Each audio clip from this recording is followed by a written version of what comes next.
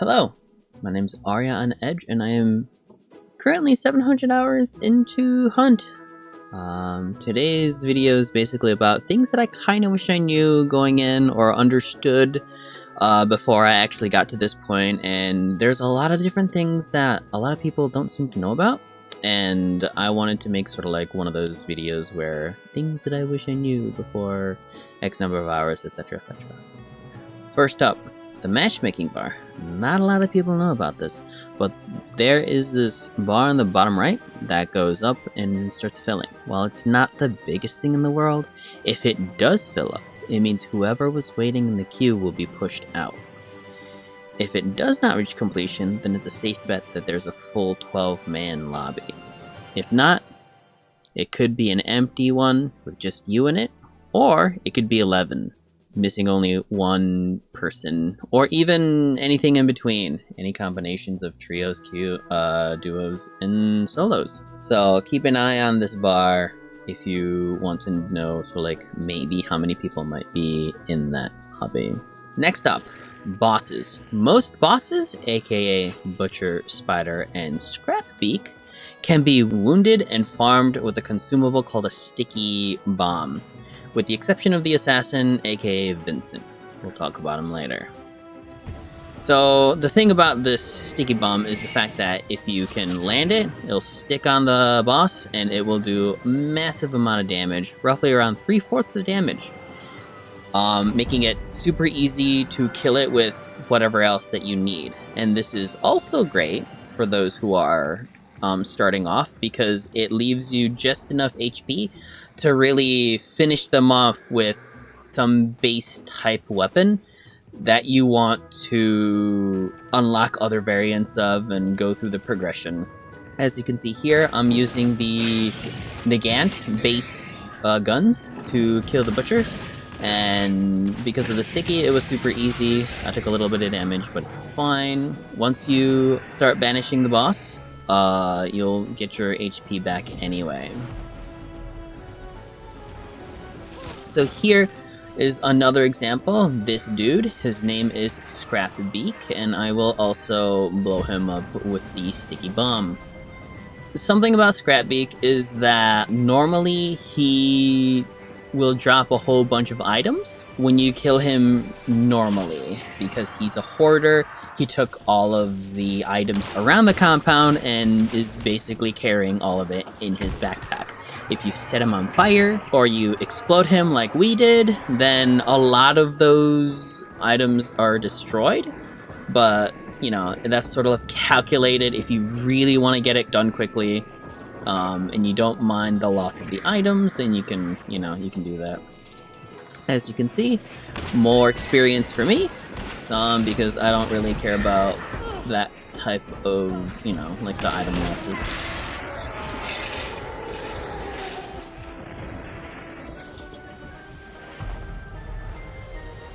So up next is the assassin.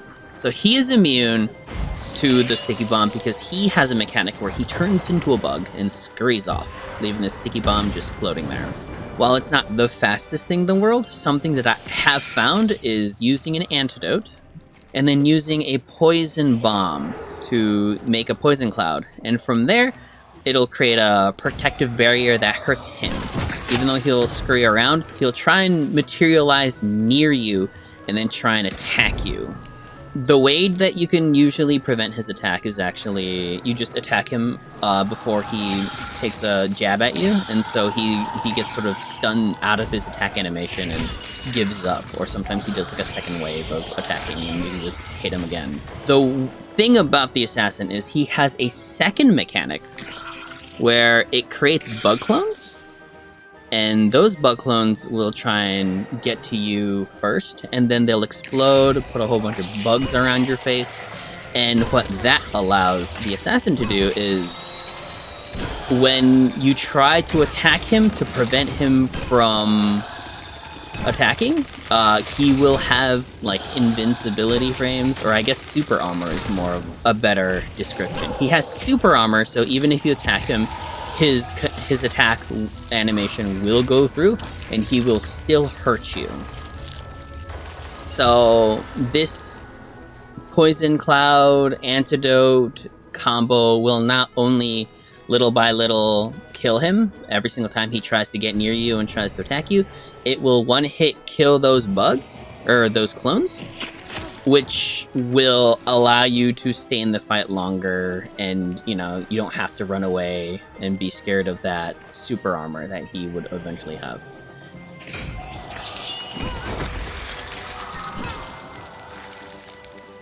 So on top of this poison antidote method, there's also another method that a lot of people use, in which that they will take a stamina shot or have conduit, and they will bring in either a axe or a bomb lance, or find an axe out in the bayou, and they will continuously do heavy attacks until they whittle away the assassin's HP. There is usually a time when he will break out of the combo, but for the most part, you should be able to kill him very easily just by smacking him over and over again with heavy attacks once he comes back to you. Next is doors. So as you can see here, it has bars, and normally from the outside, if you try to get in through it, it's locked. And what you have to do, you could break it, or an easier way to do this, if you have an angle, you can shoot that bar out. And then it'll open by itself, and then you can come in. It's a little bit loud unless you have a silenced weapon, but it's a great tip for some of those things.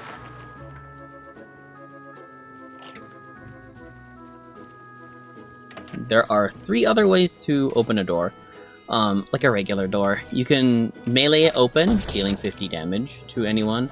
You can open it normally, or you can crouch and open it super quietly and super slowly.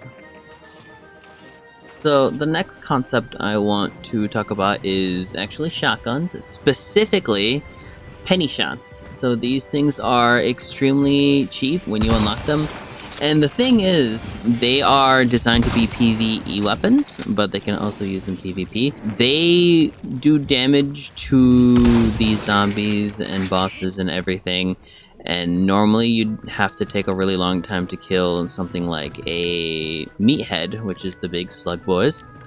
But this takes care of them in 3 shots, and I wanted to showcase its power as well by going up against a boss solo using this penny shot. And as you can see, it does a lot of damage to the boss, and you can quickly dispatch it easily as long as you don't mind making a lot of noise in the process. Normally some people can do it with melee weapons, etc, but if you really need to, you can see how much damage it does do per shot. I am using a Romero Alamo currently, but it's just as effective with every other gun.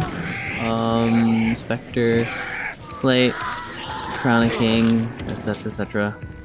The damage is a little bit higher, but there are fewer pellets, so you do have to know what you're doing and aim a little bit better than you otherwise would have to.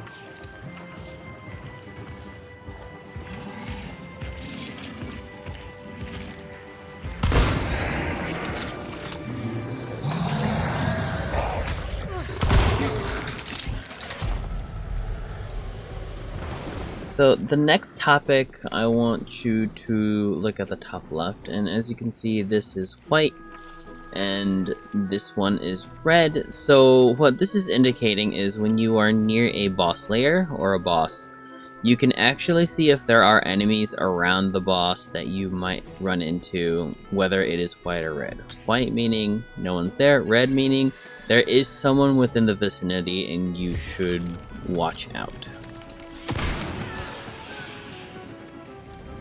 So the last thing I wanted to illustrate was that shotguns, crosshair, and the actual pellet spread are in fact fairly different.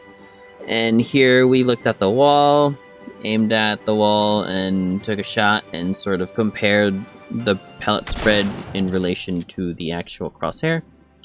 And you will see a red ring and a blue ring. The red one illustrates generally where it's supposed to be visually, and the blue is what it actually is according to that wall. And as you can see, most of these shotguns are very tight spread, and you need to be a lot more accurate than you think when going in and using a shotgun. Just a little bit more of an illustration of the difference and what kind of expectation you should really think about when using shotguns.